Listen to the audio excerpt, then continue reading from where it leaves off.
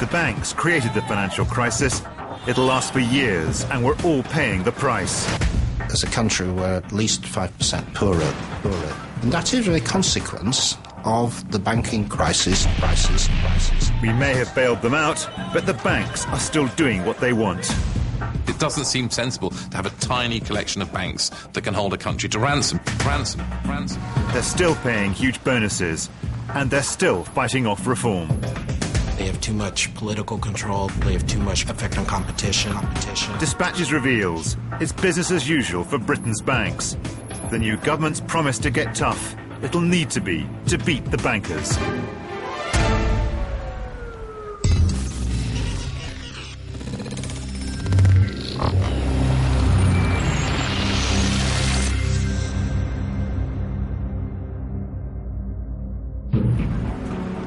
As taxpayers, we've poured more than £1 trillion into bailing out Britain's banks.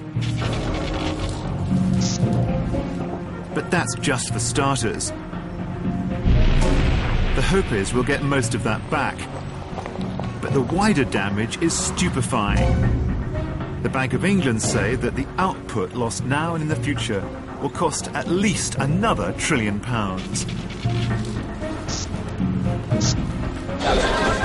The austerity, the spending cuts and tax increases that lie ahead have one principal author, the banks.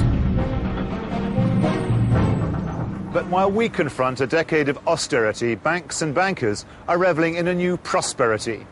Rescued by taxpayers, they're back, making astonishing profits, buying and selling the very financial products that caused the biggest banking crisis in living memory. That's why a working paper circulating inside the Bank of England right now warns that without radical reform, a second crash is close to inevitable within 10 years.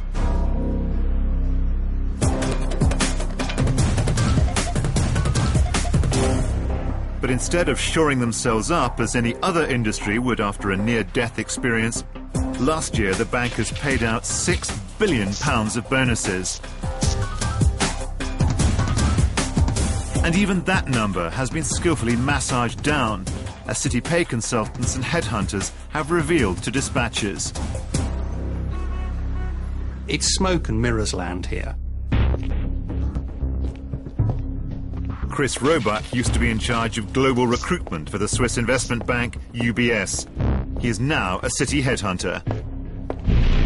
What's really happening is that they are altering the way they're paying people so that they can say to the public, we're actually paying lower bonuses, but most of the people in the organisation are actually getting just the same money as they were before.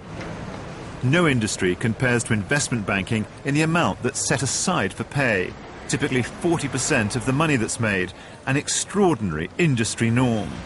All that has changed since the crash is the balance between bonus and base pay. Barclays, what they've done is they've significantly increased the base pay of some of their people, which means when the figures come out, the proportion that's bonus has actually dropped.